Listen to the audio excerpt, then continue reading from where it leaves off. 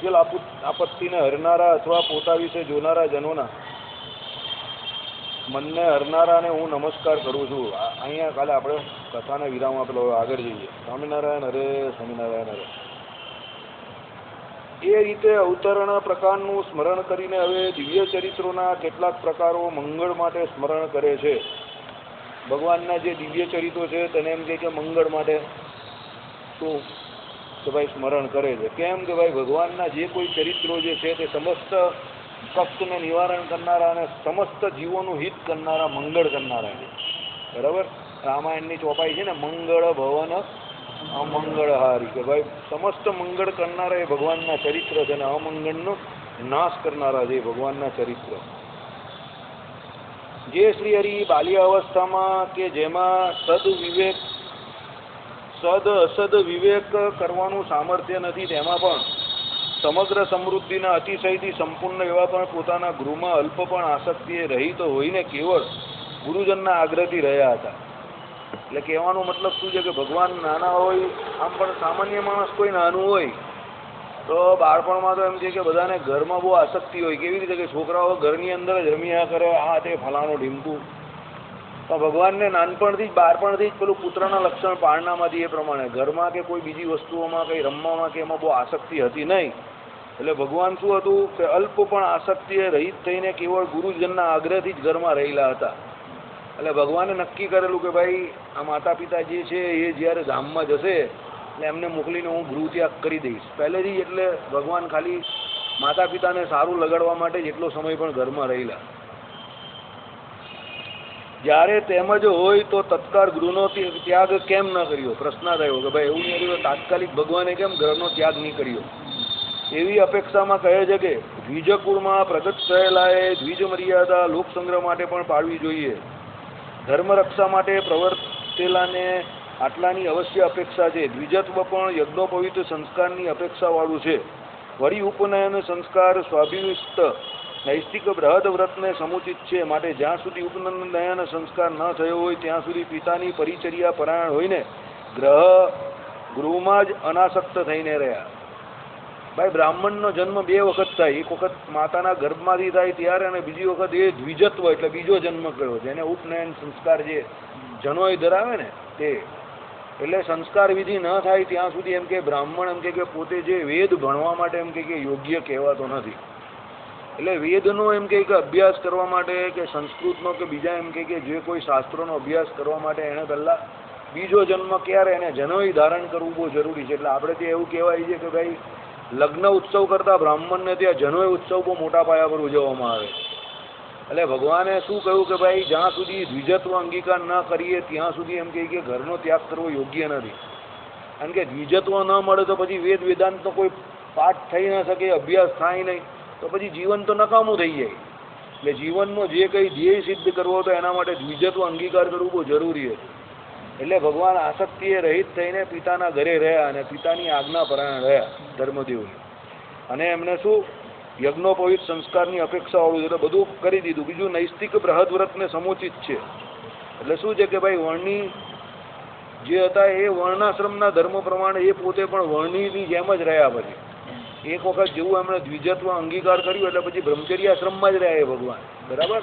એ આગળ આવશે, હજુ સ્ટોરીમાં આવશે એમ તમને ખબર પડશે. માટે જ્યાં સુધી ઉપનયન સંસ્કાર ન થયો ત્યાં સુધી પિતાની પરિચર્યા પરાયણ હોઈને ગૃહમાં અનાસક્ત થઈને રહ્યા. પિતા થકી યજ્ઞોપવિત પામ્યા પછી બહુકાળના રૂઢ વૈરાગ્ય વ્યક્તિ તત્કાળ સંબંધીજનો અને સમૃદ્ધિ સંપન્ન ગૃહનો ત્યાગ કરીને તીવ્ર તપસ્યા કરવા વનમાં પધાર્યા. જેવા એમને શું કે ભાઈ યજ્ઞોપવિત પામ્યા એટલે પછી શું કર્યું કે ભાઈ વૈરાગ્ય તો એમને હતો જ.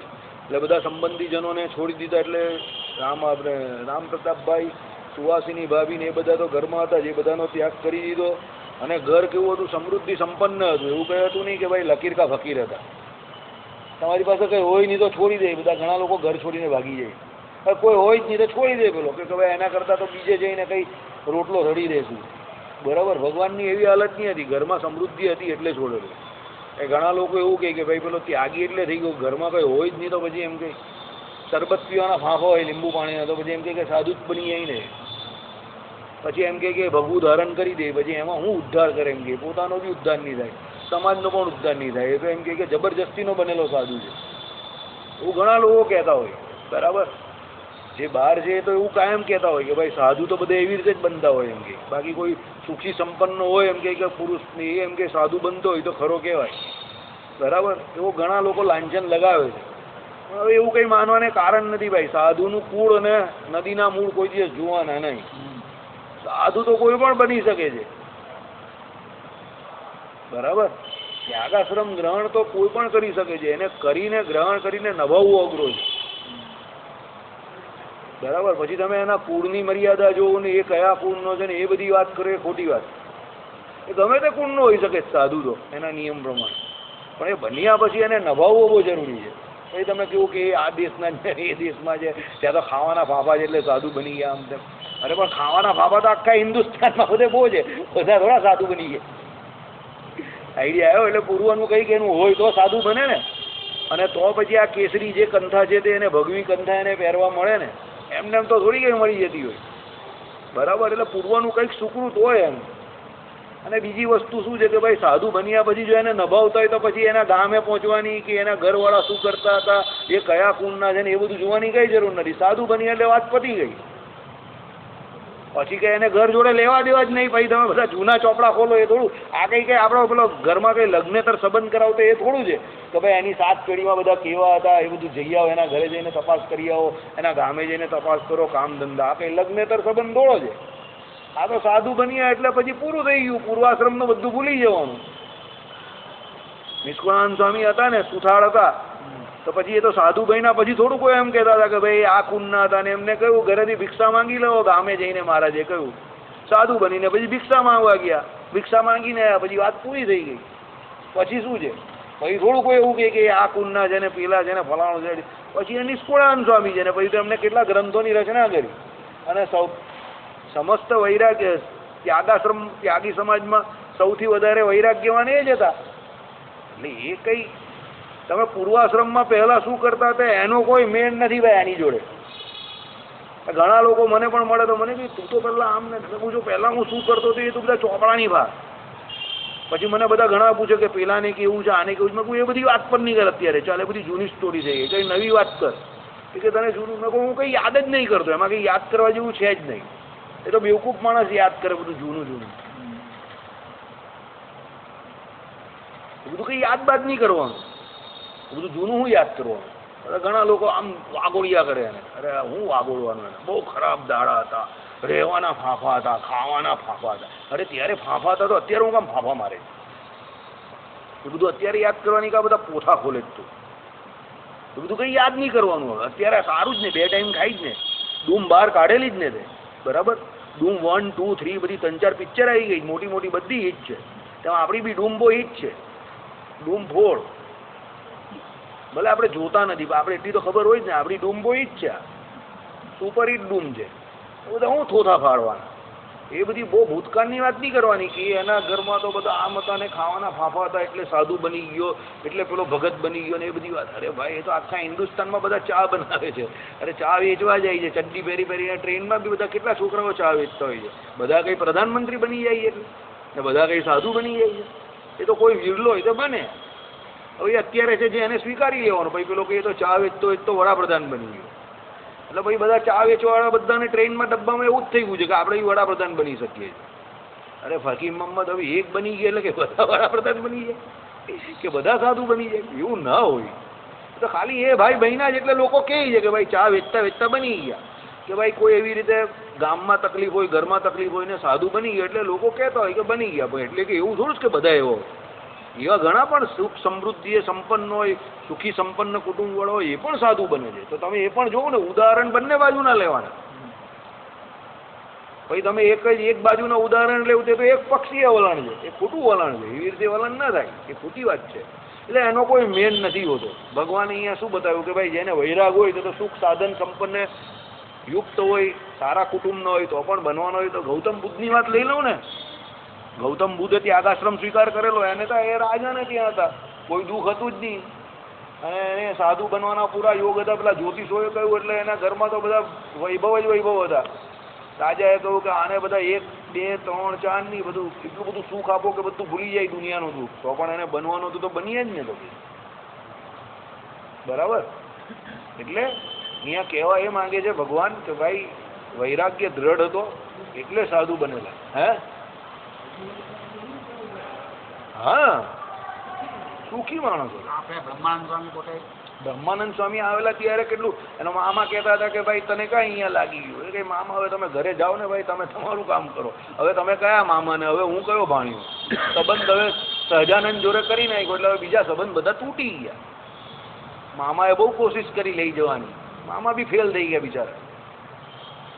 એટલે એનો કોઈ મેન નથી કે ભાઈ કોઈ સમૃદ્ધ હોય તો ન બને સાધુ અને લકીર કા ફકીર હોય એ જ સાધુ બને. એ આવું ખોટી માન્યતા છે. એ ગામના લોકોની માન્યતા છે, એ સત્સંગની માન્યતા નથી. બરાબર. એ આપણે ત્યાં તો એ સમયમાં 500 પરમહંસ હતા ત્યારે તો બધા કેટલા બધા એવા સુખી હતા. એવું કંઈ 1 2 નહીં, બધા બહુ બધા એવા હતા. બહુ કેટલા બધાના તમે જીવન ચરિત્ર તો બધા ફાંડવાળા હતા, મસ્ત ને બધા સુખી હતા. અને મહારાજ કહેતા હતા ને કે આ ઘટાડો પેટિયા ઘટાડો, હવે તપ કરો ને.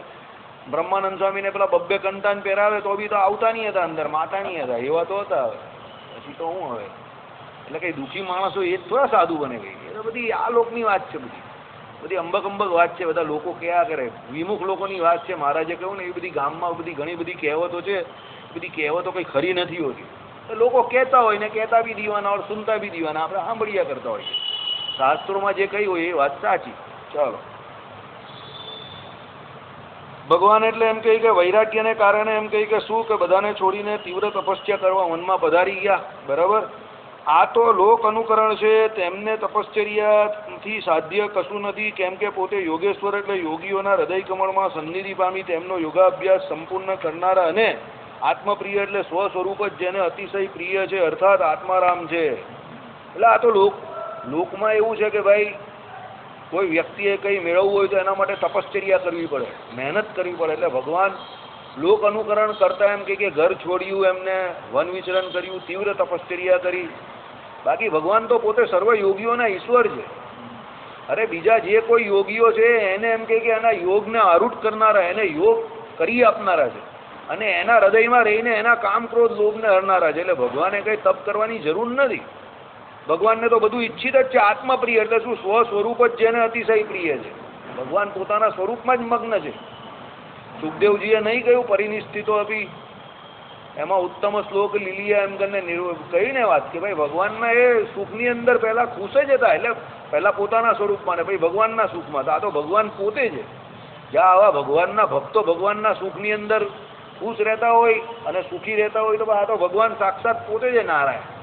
એટલે શું કહ્યું કે અર્થાત આત્મારામ છે, પોતે પોતાના સુખે સુખિયા છે. એમને કંઈ તપશ્ચર્યા કરીને કંઈ મેળવવાની જરૂર નથી. પણ આ તો શું છે કે લોક અનુગ્રહ એટલે લોકોના અનુકરણ માટે, કે જે મહારાજે ગીતામાં કહ્યું ને એ પ્રમાણે શ્રી કૃષ્ણ ભગવાને મોટા જેવું કરે છે એવું નાના અનુકરણ કરે છે બીજા સામાન્ય જીવો. એટલે ભગવાને બતાવ્યું કે ભાઈ અમારા જીવાએ પણ કંઈ મેળવવું હોય તો અમે પણ તપશ્ચર્યા કરવા વનમાં જઈએ છીએ એમ. પછી આપણે અહીંયા બેઠા બેઠા બધા ઉત્સવ કર્યા કરીએ અને ડુંબા ફાડ્યા કરીએ અને પછી કંઈ ભગવાન મળી જાય તો એવું નહીં. એ તો ઠીક છે, આપણે કરવા માટે કરીએ. એમાં તો ઘણા તો એક ચાલુ હોય ને બીજા પ્રોગ્રામની વાત કરે ને ત્રીજાની વાત કરે. મેં કહું કે અહીંયા પ્રોગ્રામ કરવા માટે આપણે ભેગા નહીં થતા ભાઈ. બરાબર. પ્રોગ્રામ આપણે શું છે કે મહારાજ કહે પ્રમાણે કે ભાઈ ઉત્સાહથી ઉલ્લાસથી એમ કે સત્સંગ એટલા માટે કરીએ છીએ. સત્સંગ પ્રોગ્રામ કરવા માટે નહીં કરતા ને સત્સંગને જમાવવા માટે બી પ્રોગ્રામ નહીં કરતા. કોઈને એવું હોય તો એ પણ બહુ ભૂલ હશે, એની બહુ ભારી ભૂલ છે. ખાલી આમ જ કરીએ છીએ, યદ ઈચ્છા તદ ઈચ્છા, એમ જ ઈચ્છા થાય એટલે કરીએ છીએ. તો ભાઈ ભગવાનના ભક્તો છે અને રાજી રહે એટલે, બાકી બીજી કોઈ આમાં ઇન્ટેન્શન નથી. સભા વધારવા પણ નહીં કરતા. કોઈને એવું હોય તો પણ નહીં માનતા ભાઈ. સભા તો ભગવાને કહ્યું એ પ્રમાણે, અમને કંઈ એવો આગ્રહ નથી. આ ભગવાનના ભક્તના ટોળામાં રહેવું એટલું જ. બાકી સત્સંગ વધવો કે ઘટવો હોય તો શ્રી કૃષ્ણ નારાયણના હાથમાં છે. મારે એ ચોખ્ખું કહ્યું. એટલે આપણે કંઈ પણ એવા જ એ જ મતમાં માનનારા છે. તો સત્સંગ વધવો ઘટવો ભગવાન નારાયણના હાથમાં છે. આપણે તો શું છે, પ્રયત્ન કરવાના બસ. આ સત્સંગના ભીડામાં રહેવાનું ને ભજન કરવાનું, બીજું તો શું છે? એનાથી વિશેષ હવે કંઈ પ્રાપ્તિ નથી. હવે બીજું કંઈ મેળવવાનું છે નહીં. ભજન કર્યા કરવાનું. ભગવાનના ભક્તો રાજી થાય એના માટે આ બધું કરી રહેલા છે. બરાબર. ચાલો, જે યોગેશ્વર અને આત્મપ્રિય હોય તેને તપશ્ચર્યાથી સાધ્ય કશું હોય નહીં. કારણ કે તપશ્ચર્યા 2 કારણથી કરવામાં આવે. એક તો પોતે પોતાનો યોગ સાધવા માટે, શરીરને કાબૂમાં લેવા માટે, બીજું શું છે, જેને એમ કે પરમાત્માના સ્વરૂપનું કે પોતાના સ્વરૂપનું દર્શન કરવું હોય તે તપશ્ચર્યા કરે, સિદ્ધિ મેળવે. ભગવાનને તો કઈ છે જ નહીં, બધું પોતે પોતાના સુખમાં જ સુખ્યા છે. મને પેલા ભગતે કાયમ પૂછે, તમે બહુ દર્શન કરો, બહુ કંઈ જોઈએ છે, કંઈ 2-4 વાર પૂછી ગયા, અહીંયા સુધી થઈ જાય કે તતરાઈ નાખું, પણ પછી મને થાય કે જવા દે ને, હરિભગત છે કે એની બુદ્ધિ પ્રમાણે પૂછતા હોય. બધાની કઈ હરકી બુદ્ધિ થોડી છે. જેના મગજમાં જે ચાલતું હોય એ જે કાઢે બહાર. યાદ રાખજો, તમને વાયુ થયો હોય તો તમે તો વાયુ છોડો જ, પણ આખા ગામમાં વાંસ મારે એની. એમ તમારું મગજ બગડવું હોય, તમારું મગજ બગડવું એટલે તમને તો ખરાબ થાય જ, પણ તમારા બગડેલા મગજનો તમે દુરુપયોગ આખા ગામવાળાને કરીને કઈ બી એવું કરો, કરે જ ને. અત્યારે પેલા લોકો સીતાફળ ફોડવા આવે અને ભારતમાં આવીને બધા કરે છે ને, બહારના મગજ બગડેલા જ છે ને, એ ભારતમાં આવીને શાંતિ બગાડે છે નક્કામાં માણસો. આવું છે ભાઈ. હવે કઈ જે છે તે ભગવાન જે પરિસ્થિતિમાં રાખે એમાં રાજી રહેવાનું, આપણે આપણા પ્રયત્ન કરવાના. બીજું તો આપણે શું કરી શકીએ? આપણા હાથમાં કંઈ થોડું છે. પૂરતા પ્રયત્ન કરીએ છીએ આ લોકને પરલોકને વિશે સુખી થવા માટે, અને ભગવાન જે આપે તે આપણું ભાગ્ય. બીજું તો હવે આપણે શું કરવાના? મહેનત વધારે કંઈ થતી પણ નથી અને કરતા પણ નથી, અને પહેલાં પણ નહીં કરી, એની પહેલાં પણ નહીં કરી, અને હવે પછી થવાની પણ નથી, એ પણ નક્કી વાત છે. બરાબર છે? તો પછી હવે એમાં આપણે શું મેળવવા જવાના? જ્યાં એ માટે મહેનત કરવી પડે, મહેનત જ નહીં કરતા અને થતી નથી, તો પછી આપણે હવે બીજું શું મોટું લાંબુ ટૂંકું મેળવી લેવાના? બરાબર? એના માટે મહેનત કરવી પડે, તપશ્ચર્યા કરવી પડે. આમાં કેવું એ પ્રમાણે લૌકિક કાર્ય પણ કરવું હોય તો તપશ્ચર્યા કરવી પડે તમારે. હવે એવી તપશ્ચર્યા હવે કંઈ મારાથી કે તમારાથી જેનાથી થઈ શકે એને આપણે નમસ્કાર કરીએ છીએ. આપણાથી તો એવી થતી નથી. લૌકિક કાર્ય માટે તો જરા પણ નહીં થતી. આપણે એમ થાય કે આના માટે આટલી બધી મહેનત કેમ કરતા હોય લોકો? આમાં આટલી મહેનત નહીં થાય. બેવકૂફી લાગે છે હવે મને એમાં. આ તો મારો અંગત અભિપ્રાય કહું. તમારે જેને મેળવવું એ કરે, આપણે ના નહીં પાડતા. પણ મને તો બેવકૂફી લાગે કે ભાઈ આટલી બધી મહેનત કરીને બધું મેળવવાનું, અને છેલ્લે ફટાક દઈને રાત્રે ઢાક ઢાક કરતો એટેક આવે ને બધું મૂકીને ચાલ્યા જવાનું. તો પછી મેં કહું આટલી બધી મહેનત એની પાછળ કરે હું કામ માણસ? એના કરતાં ભગવાન જેમાં રાખે એમાં રાજી નહીં રહીએ, શાંતિથી મસ્તી મોજમાં નહીં જીવીએ. શાંતિથી આપણા પ્રયત્ન જેટલા થાય એટલા કરવાના. જેટલું થાય એટલું ઠીક છે, નહીં થાય તો હરી હરી તો છે જ. છેલ્લે ભગવાનનું ભજન કર્યા કરવાનું. કારણ કે છેલ્લે કે પહેલે છોડવાનું તો છે જ, લઈને કોઈ જતો નથી ને જવાનો નથી. સમજો, નક્કી જ છે એ વાત. તો લેવાનો છે એ પણ અહીંયાનું જ લેવાનો, ને મૂકવાનો પણ અહીંયા જ મૂકવાનો છે. ગીતામાં કહ્યું એ પ્રમાણે તેરા થા ક્યાં કે તુને ખો દિયા. તો પછી એના માટે આટલી બધી મહેનત કરવાની હવે કંઈ બહુ સેટ નહીં થતી વાત મગજમાં. એટલે કદાચ આમ 2-4 કલાક મનને મનાવીને કરીએ ને તો પણ 5મે કલાકે પછી મન કહે કે તું કોને મૂર્ખ બનાવે છે? ચાલ ભાઈ ચાલ, તું શાંતિથી નીકળી અહીંયાથી. બરાબર? એટલે હવે એ કામ થાય એવું નથી. તો એમાં મળી જાય વચ્ચે કોઈ આવું મગમાં ગાંગડું, એના મગજમાં જેવું ચાલતું એવું કે આપણે. બરાબર? પણ આપણે પછી ભગવાન કે એ પ્રમાણે ચાલો ભાઈ, સહન કરી લેવું પડે. બધા પોતપોતાના મગજને બુદ્ધિ પ્રમાણે ચાલતા હોય. બરાબર? ભગવાન વખત એવા નહીં હતા. પેલા એક રાજા નહીં હતા, અમારી દીકરી જોડે તમને પરણાવી દઈએ, તમે અહીંયા જ રહી જાઓ. મહારાજ હસવા માંડ્યા. મહારાજ કે ભાઈ તારી દીકરીને મારે શું કરવું છે? હા, આ પેલો બંગાળ વાળો પેલો એ પેલો હા નેપાળમાં ત્યારે પેલો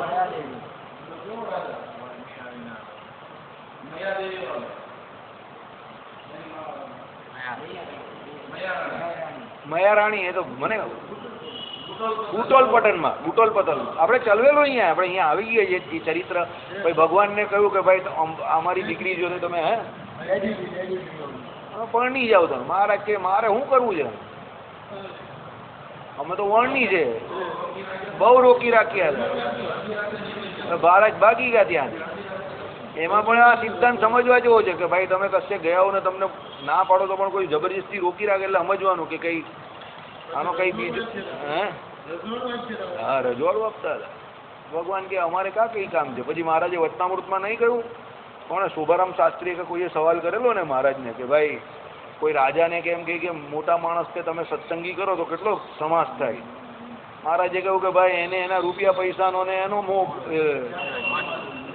અમને અમારા ત્યાગનો મત હોય તો અમારે એનો કાં કઈ મેળ પડે? જો ભગવાનને એવું હોય તો બધા કેટલા એવા યોગ બતાવ્યા ભગવાન એવા. પણ ભગવાન કહે કે ભાઈ એટલે આનાથી આમાં આપણે શીખવા જેવું શું છે તો સમજો. આ બધી વસ્તુથી કોઈ બાદ નથી એમ, તમે કેવું કોઈ બાદ નથી એમ. એટલે કોઈ અજ્ઞાની માણસ તમને કે મને 2 શબ્દ કહી જાય, સાંભળી જવાના, શાંતિથી સાંભળી લેવાના. કારણ કે જ્ઞાન હોવું બહુ અઘરું કામ છે. પૂર્વના કંઈક બહુ સુકૃતનું તમને યોગ થાય ત્યારે જ્ઞાન થાય. એટલે આવું બધું જિંદગીમાં થયા જ કરવાનું એમ. પણ આપણે જ્ઞાની છે તો પેલા દધીચી ઋષિની જેમ થોડું સહન કરવું પડે. સહન કરવાનું, જ્ઞાન આપેલું જ ભગવાને તો સહન શક્તિ પણ હોય, અને ભગવાનને રાજી થાય એ પ્રમાણે રહેવાનું. ભગવાન અને ભગવાનના ભક્તો એને નહીં છોડવાના, અને આપણે આપણું કામ કર્યા કરવાનું. બાકીનું બધું ચાલ્યા કરશે. દુનિયા તો આપણા આવ્યા પહેલાં પણ હતી ને આપણા ગયા પછી પણ રહેવાની જ છે, એમાં કંઈ ફરક પડવાનો નથી. બરાબર? તો પછી આપણે બહુ એમ કોઈ ખમ્મીસનો કોલર ઊંચો કરવાની કે ઉષાધુસી કરવાની જરૂર નથી કે હું આમ કરી નાખું ને તેમ કરી નાખું ને દુનિયા હલાવી નાખીશ ને હું આમ બધું સુધારી નાખીશ ને, એવું કંઈ થવાનું નહીં. જે હશે તે જ પ્રમાણે થશે. ચાલો, 4 શ્લોકમાં રહેલા યત શબ્દનો સહપ્રભુ આ પદની સાથે સંબંધ છે. એટલે હવે પછી 4 શ્લોક કહેશે એનો એ પ્રમાણે સંબંધ છે. પ્રકૃતિ મંડળમાં માનુષ સંસ્થાનથી અવતરેલા શ્રી હરિનું પોતાના અસાધારણ સ્વભાવની અચ્યુતતા રૂપ પરિપૂર્ણપણું કહે છે. બહુ ઊંચી વાત કરી. બરાબર? તત્વજ્ઞાન સ્ટાર્ટ થઈ ગયું. પ્રકૃતિ મંડળમાં માનુષ સંસ્થાનથી અવતરેલા, પ્રકૃતિ મંડળમાં એટલે આ માયાના લોકની અંદર લીલા વિભૂતિમાં ભગવાન શું માનુષ સંસ્થાનથી એટલે મનુષ્ય રૂપે અવતરેલા શ્રી હરિનું પોતાના અસાધારણ સ્વભાવની અચ્યુતતા રૂપ પરિપૂર્ણ કહે છે. અહીંયા આવેલા તો પણ પરમાત્મા પોતે પોતાના સ્વભાવે કરીને કેવા અચ્યુત હતા. અચ્યુત એટલે ચવન ન પામે એવા. આપણે પરમ દિવસે વખતે કાલે જ વાત કરેલી ને, નિર્વિકાર પણ. માયાના 3 ગુણનો પરમાત્માને વિશે ત્રિકારમાં પણ કોઈ પણ પ્રકારનો દોષ લાગતો નથી. ભાગવતનો પહેલો કે બીજો શ્લોક. માયાના ગુણ ત્રિકારમાં પરમાત્માને વિશે છે જ નહીં એમ માનીને જ ચાલજો. એનો કોઈ દોષ ભગવાનને ઓળખતો જ નથી, ભલે અહીંયા મનુષ્ય લીલા કરતો હોય તો પણ. એટલે અચ્યુતતા એટલે શું? જરા પણ એ પરમાત્મા ચવન નહીં પામતા એમ. બરાબર? ચાલો, જે અવતરેલા શ્રી હરિની મનુષ્યના જેવી અવયવ રચના માત્રથી સર્વની સાથે સર્વાંશે સામ્યતા જણાય છે, તથા પણ બ્રહ્મ સ્વરૂપ સ્થિતિ અખિલ હે વિરોધિત્વ અને કલ્યાણ ગુણાત્કરત્વ રૂપ સ્વાભાવિક હોવાથી તેનો ક્યારેય પણ અચ્યુત ભાવ નથી. બહુ ઊંચી વાત કરી. ભગવાન સામાન્ય મનુષ્ય જેવા આપણા જેવા દેખાતો હોય, કેવી રીતે શરીર ધારણ કરે એટલે 24 તત્વનો દેહ હોય, ઇન્દ્રિયો હોય, અંતઃકરણ હોય. ભગવાન પોતાનો ભાવ પ્રગટ કરે, ઈચ્છા પ્રગટ કરે, સંકલ્પ પ્રગટ કરે, અને આપણી જોડે રહેતા હોય એટલે આપણે લાગે કે આપણા જેવા જ છે.